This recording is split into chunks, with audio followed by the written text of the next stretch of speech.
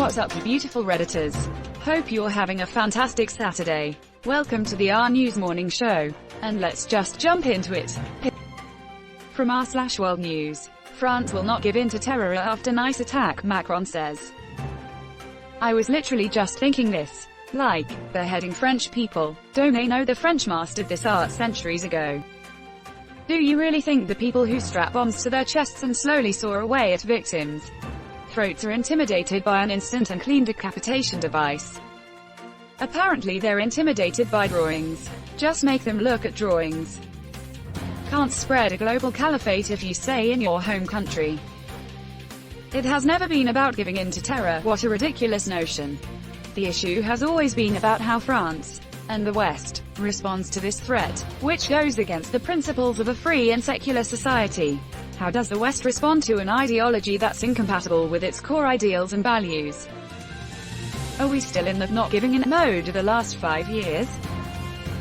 Post the cartoons everywhere, every paper, every ad, every building. Frick religious extremism. If they get that upset over a cartoon, they are a problem and have no religious protections. Don't stand down. Fight harder. I enjoy Middle Eastern food, trade, and history, but I want Europe to defend itself from this crap. You're watching the RNEWS show. From r/Politics. Hackers steal $2.3 million from Trump re-election fund, says GOP.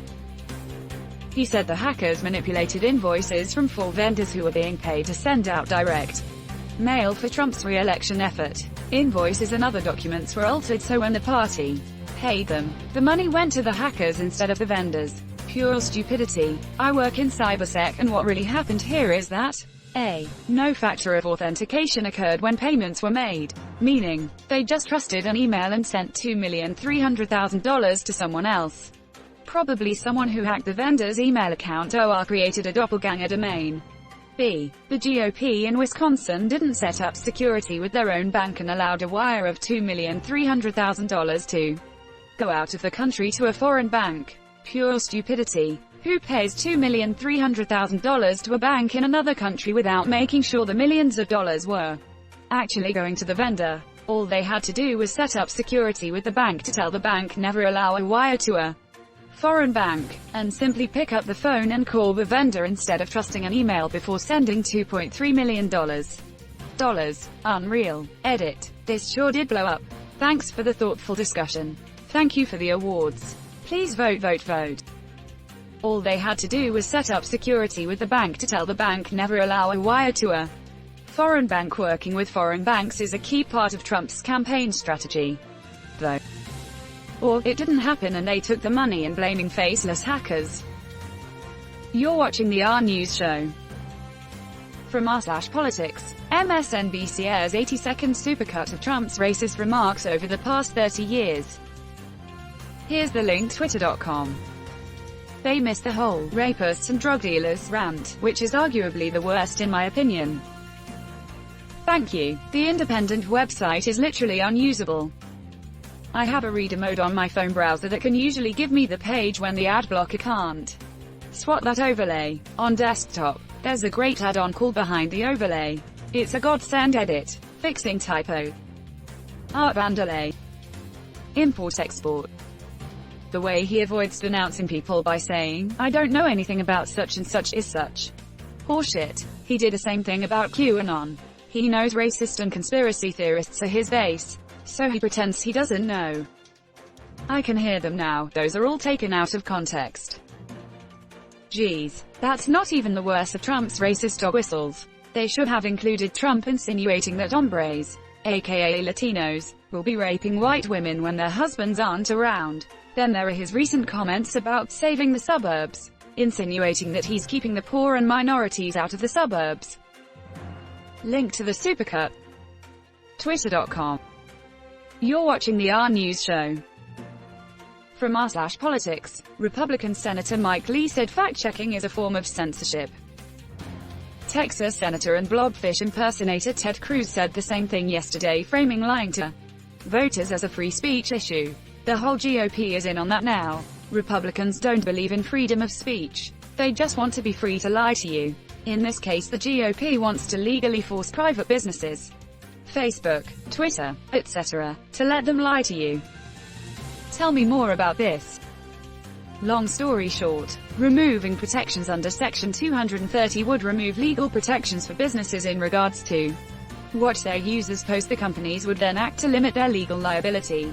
I'd imagine most topics like political ad posts would no longer be good business for these social media companies, so they would remove them from their sites, therefore accomplishing the exact opposite. In a twist, Trump would be banned from Twitter the day Twitter's lawyers says the company would be legally liable for his content.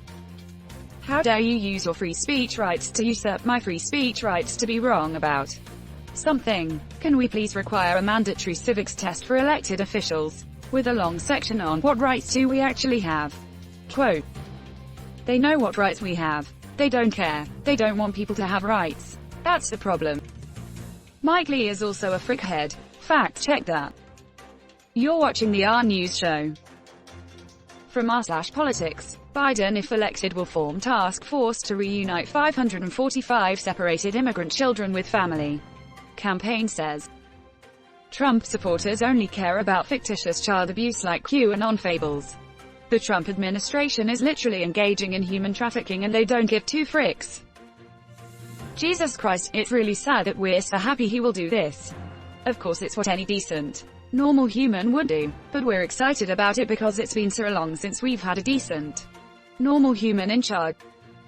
Will definitely be known as the try to fix everything Trump broke president if he wins. But isn't that how it always works? The Republicans projectile crap all over everything. The Democrats come in and try to clean up with the Republicans screeching the whole way about how everything in the Democratic administration is covered in crap while still spraying crap on everything they can. The Republicans get re-elected again and crap up everything the Democrats cleaned, along with a bunch of new stuff just because they can, while constantly screaming at the Democrats because they didn't manage to completely clean up the previous avalanche of crap. And so it goes. You're watching the RNEWS show. From r/politics, AOC calls GOP sad and stupid for suggesting the $14,000 wardrobe she wore for Vanity Fair was home. And Ocasio-Cortez called out Ingraham to make this point herself. I don't know if you've been on a photo shoot, Laura, but you don't keep the clothes, she tweeted. Nicely done. The problem is Nazism Monthly doesn't do photo shoots. Unsure of its veracity, but someone then pointed out that Ingraham pleaded no contended to a shoplifting charge, saying AOC, Laura keeps the clothes, or something to that effect. www.thesmokinggun.com. Hey, wait a minute, she's the one who gave a Nazi salute at that convention. Just a quick Heil Hilt into a wave, sha real smooth. Worth reading to see that high school pic. Party in the front, values all the way back. Buzz, your girlfriend, woof. Did you just make that in 4 minutes? Freaking amazing. Woofmaker.com. The best. Has any journalist audited her finances? I bet she was reimbursed for that jacket with taxpayer money as a work-related expense. She'd have to have a job for that to count. Trump spent $70,000 on his hair, and nobody on the right blinks an eye. AOC spends $300 on a stylist. And the GOP lose their mind. Conservatism. Not even once, kids. And that's where we're going to end today's show. But if you like what you saw, leave a like. And if you want to see more of the RNEWS show, hit that subscribe button. As always, this has been the RNEWS show and I'll see you tomorrow.